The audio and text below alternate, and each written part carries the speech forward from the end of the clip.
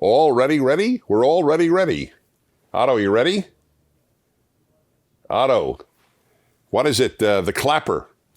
Scene 1, Otto. Hi, everybody. Dennis Prager, Fireside Chat number 196. 196. So, folks, for number 200, if you want to make a little party at home and have a cake, cigars, it's a good idea. Wow, 196. We didn't even know if it would go past 2. It was an experiment. Yeah. And thank God it's caught on literally around the world. So I'm Dennis Prager, and I talk to you about things on my mind. Then I take your questions. And it's very spontaneous, as you can probably tell. At least I can tell. So what's on my mind? Well, there's always a lot on my mind. I actually often drive in the car with no music on. I love thinking. A lot of people don't like thinking because they go, especially women, not that women think less than men, they think more than men actually, as it happens. But a lot of their thoughts get dark. I know this from my wife, to be honest, who is an always 100% upbeat person. But she doesn't like silence because then her thoughts turn to dark arenas. Men and women are different. Yeah, I know you have to go to graduate school to deny the obvious, but that is a perfect example of our minds working in different directions. By the way, talking about that, I don't know if you've heard this, Megan. They did an experiment at some university 15, 20 years ago. They told men, college men, to go into a room alone, in other words, one at a time, for hours. And of course, no videos, nothing. Just sit on a chair in a room. So they did it with a number of men. They did it with a number of women, students, obviously all alone for X period of time. And then they would ask them, what did you think about? Did you ever hear me tell about this one? Yes. This was revelatory to me, not about the men, but about the women. So the men, what'd you think about? Sports and sex. Shocking. Wow. Now here was the interesting one. So what did the women think about? It wasn't sports and sex. What did the women think about? They reviewed conversations. And that's a burden. Men, as a general rule, don't review conversations. So that when, if you tell those of you married, if you say, my husband doesn't remember a conversation we had, you're right.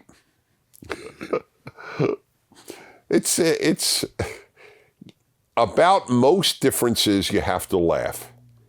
It's very important to laugh about a lot of different serious values differences. You can't laugh about those. But idiosyncratic to your sex differences, it's good not to let them get you down. Anyway, I wanted to talk to you about something that has been on my mind all of my life, actually. But I wrote my recent column. I write a column every week. And if you like the Fireside Chat, you'd certainly like my column. It of course, is at DennisPrager.com, but it's really all over the internet. Townhall.com, AmericanGreatness.com. Daily Wire picks it up every week as well. And Jewish World Review, a lot of places. Anyway, I hope you read it. This column is what's the best thing the vast majority of Americans, and for that matter, almost anyone in a relatively robust, democratic, industrialized country can do. What's the best thing you can do? Well, I wrote 5 things, but they're all related, and I'm just going to mention one because it is the very best thing the vast majority of people could do. If you could find a cure for cancer, that is the best thing you can do for your society. I fully acknowledge that. Since you're not going to find a cure for cancer, I mean, somebody will, or some group of people will, I understand. The 99.9% of people, the best thing you can do is marry and raise good people. Now, why is this not universally acknowledged? What could be better than raising good human beings? Name something better. Fighting against social injustice? Fighting global warming? Seriously, what is better than raising good human beings? Now, those who are married to causes believe their cause is more important. But how about the cause of making a kinder world and more honorable world? How could society be better than its members? You want to make society better? Make good members of the society. It's pretty obvious. Even Otto gets it. Otto is currently in snore mode. He is in a very deep REM sleep at this time. Yes. I want you to know I find that very soothing when he does that at night. Okay. What could be better than that? Make a family and try to raise happy, healthy human beings. Populate the society with honorable, courageous, decent people. What could you do that's better than that? Protest against police brutality? By the way, on that note, they've done some surveys asking people, how many blacks do you think the police, unarmed blacks, do you think the police kill in a year? Even, by the way, on those occasions where it's either a mistake or they're right to, because the unarmed black is trying to get the policeman's revolver and kill the policeman, including everything. Do you know what the answer is for the last statistic about, 2 years ago or whatever it was? About 16. Yeah. Let's say 20. Most people think it's in the thousands. 20.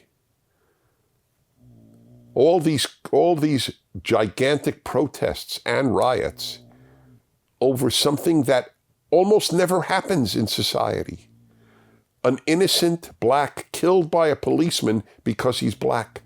It almost never happens. Shows you the power of media and lies to persuade people otherwise. Anyway, what's the best thing you can do?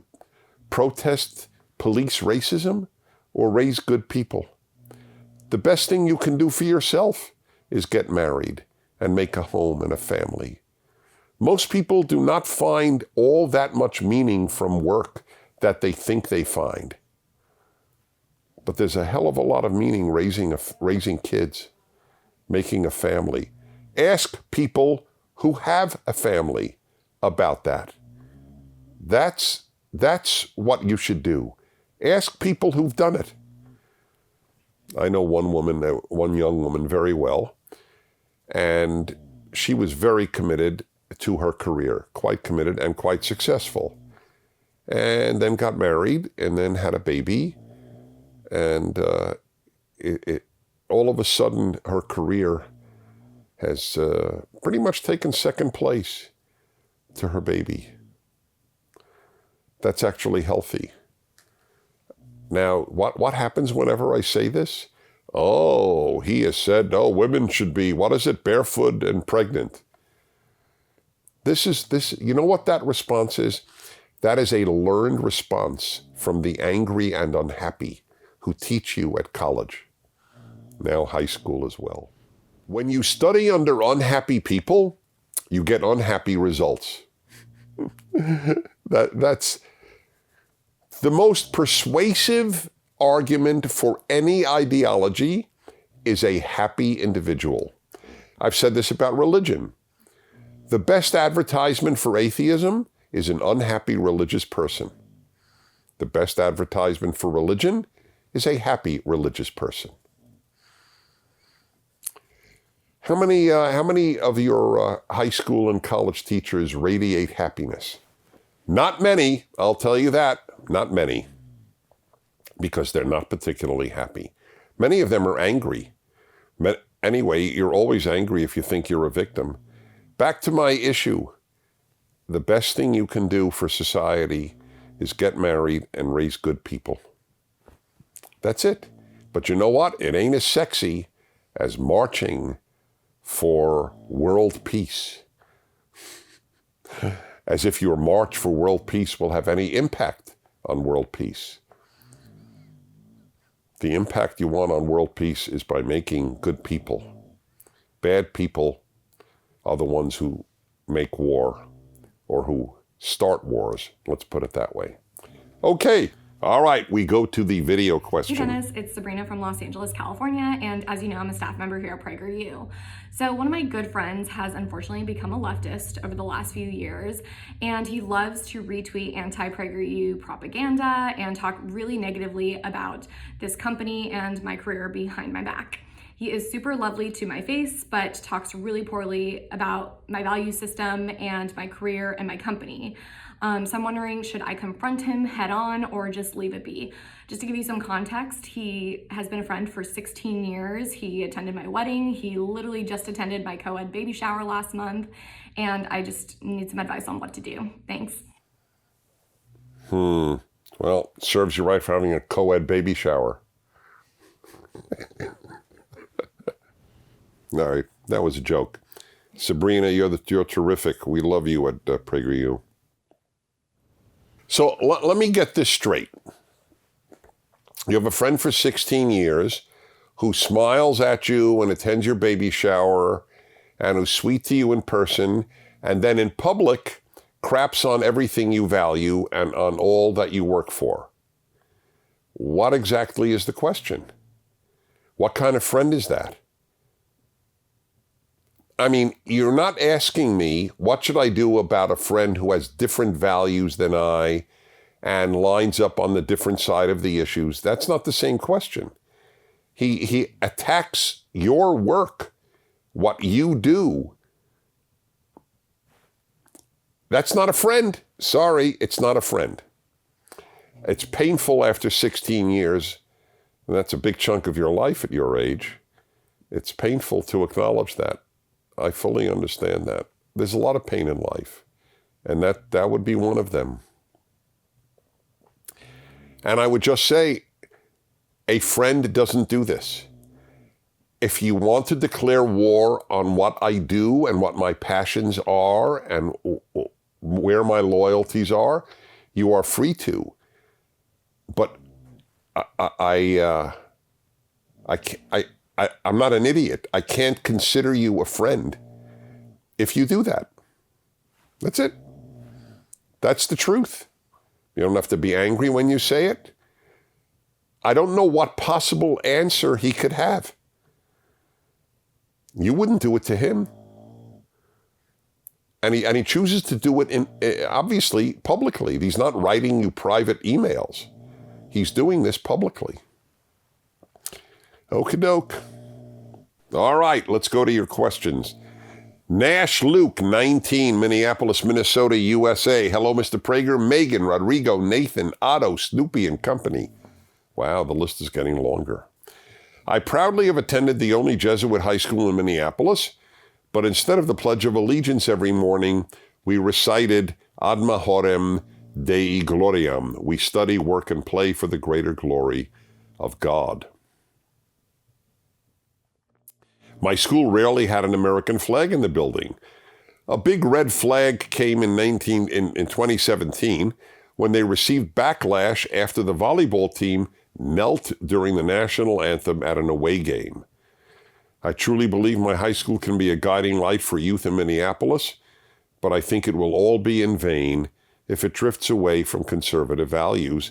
What do you recommend I do to help anchor my school? God bless you. Thank you. God bless you too. I don't know what you could do, to be honest.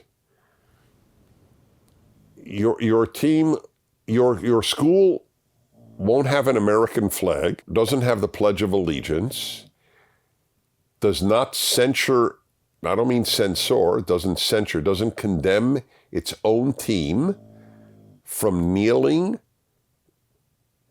during the national anthem at an away game, that your school's pretty far gone. You know why it's far gone?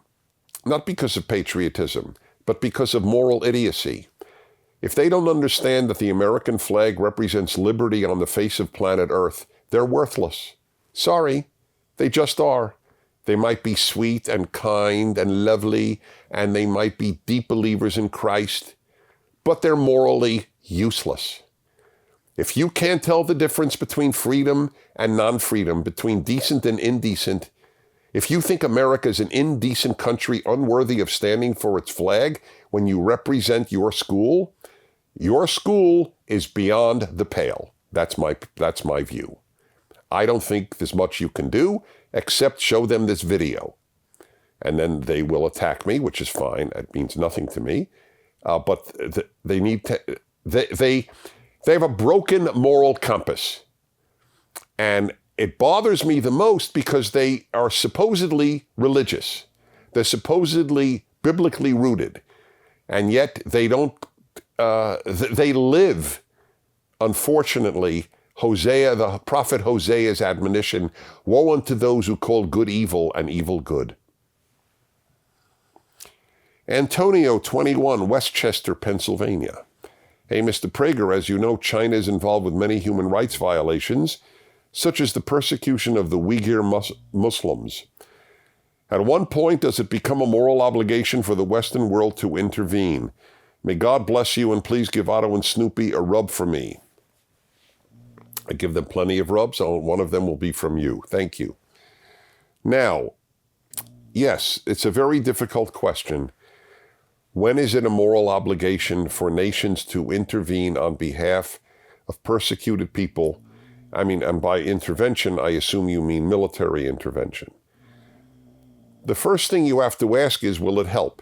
Obviously, military intervention that doesn't help might just exacerbate things. At this point, an invasion of China is quite unrealistic.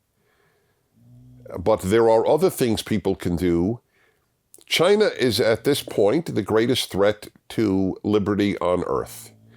It has already squashed Hong Kong as the world watched, which is what the world almost always does when bad countries suppress free countries. That's why I consider world opinion to be largely useless. Ask the Armenians how much world opinion helped them in the second decade of the 1900s. Ask the Jews how much world opinion helped them in the fifth decade of the 1900s. Ask the Cambodians how much world opinion helped them in the 1970s. Or the Tutsis, how much it helped them when the Hutus wiped out hundreds of thousands of them. What we have to do is confront China, non-militarily, unless it invades Taiwan. Then I think that would be worthy of war. And only if China knows we believe that will they not invade Taiwan. I'll tell you one thing, this video will not be seen in China. That's pretty clear. China, the Chinese Communist government has just had its 100th anniversary and praised Mao. How do you like a country whose reigning party praises someone who murdered 60 million of their own people? That's pretty rare in history. Let us salute the torturer-in-chief, the murderer-in-chief, the greatest genocidal maniac in human history, Mao Zedong. And that's what they do. Look, folks, the world is a very tough place. If human beings were basically good, we'd have a different world. That's why I believe that the first thing you have to know in making a good world is the raw material with which you begin. And the raw material of human nature is pretty troubled. what they're doing to the Muslims, the Uyghurs, look at what they did to Tibet. What did the world do about Tibet? One of the oldest independent countries on the face of the earth, the Tibetans. One of the oldest cultures on earth. One of the least aggressive cultures on earth. And look at what China did to it. Look at what China just did to Hong Kong. After swearing to Britain that it would allow Hong Kong to have its own way of life. Right? One country, two systems. That was never going to work. Because the left never allows liberty. Never. Nowhere. From Hong Kong to the United States, there is no example of the left allowing liberty. Liberals allow liberty. Conservatives allow liberty. But the left never does. Okay. Rob 33, Columbus, Ohio. Hi, Dennis. Thanks for sharing your general life wisdom and especially thoughts for those on the path to conservatism. The one argument that others always say when I speak about Trump or conservatives, quote, how can you belong to a party that houses white supremacist voters? With these groups being labeled far-right and Trump voters, I have a hard time responding. I'm hoping they would be more open to my thoughts of conservatism if I have a better rebuttal. Like you say, liberals are our allies, but they don't know it yet. Tell Otto that Daisy says hi. Otto, Daisy says hi. Be well. Thank you. I wonder, Otto would probably enjoy meeting Daisy. He's loud today.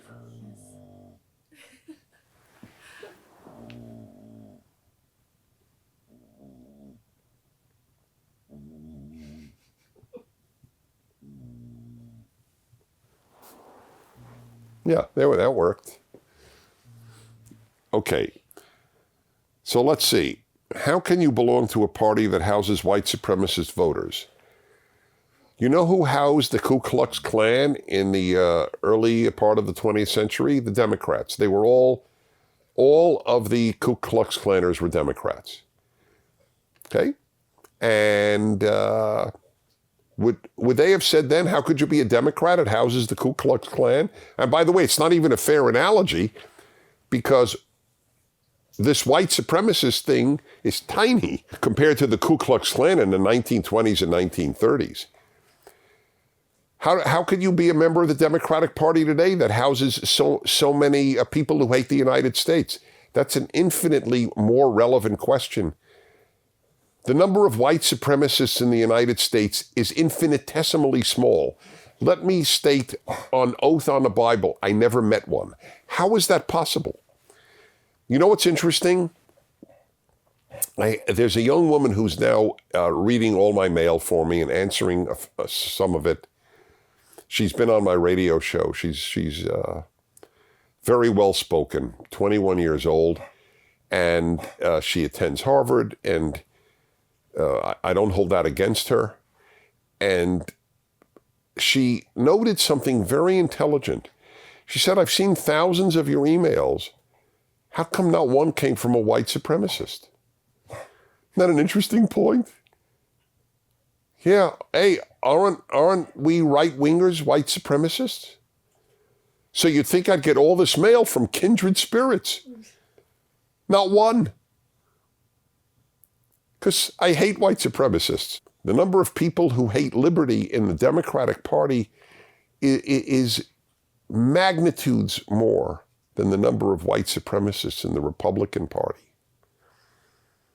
It's just a propaganda line.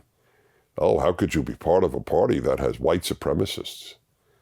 How could you be part of a party that has communists?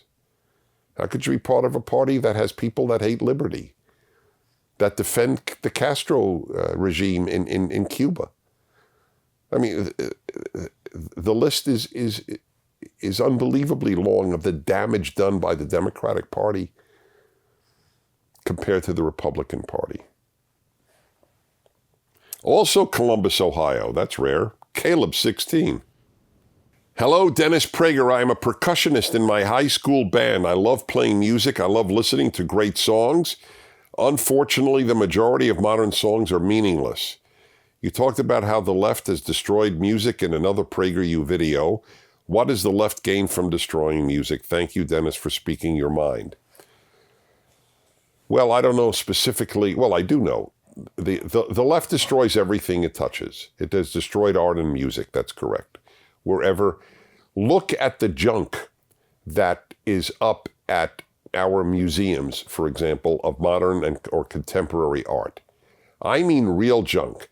I mean, I have written this up. You could look this up on the internet, but just examples that I remember. A gigantic exhibit at a Dutch museum of sculpted turds, Turds, poop. Gigantic poop. It was given a serious review in the New York Times. Do you know how's he doing? That grossed him out. That's right, it grossed him out. I'll tell you this, if you gross out a dog, it's really gross. Do you know how much art there is of urine and fecal matter and menstrual blood and and the like? It's called scatological art, like Piss Christ. The artist's, it's a very famous one, the artist's urine in which a crucifix was placed. Yes, look it up, Piss Christ. Look up the turds exhibit in the Netherlands. Look up the golden toilet. And you know what the name of the toilet was? America. A pure gold toilet, so that you can go in, you pay a certain fee, you go in and you relieve yourself on America. This was at the Guggenheim Museum. What the left has done to the arts is what it's done to education generally, and to baseball, and to basketball, and to football, and to late night TV, and now to the sciences and medicine. Everything the left touches, it destroys. Everything. There is no exception. It's a very sad fact. In the human being, there is a desire to build, and there is a desire to destroy. They're in competition with one another. Well, I don't want to leave you on a down note. Let me give you an upbeat note. There are a lot of us who love goodness, who love truth, who love America, who understand that it's flawed, because the human species is deeply flawed. The amazing thing about America is not that it's flawed. It's that it is composed of flawed humans and still ended up as good as it does. Ask the 3 million plus Black Africans and blacks from the Caribbean who have moved here in the last 50 years. Are you happy you moved here? That should help give a more sober read on America's goodness. I'm Dennis Prager. I'll see you next week. Thank you for watching this video. To keep PragerU videos free, please consider making a tax-deductible donation.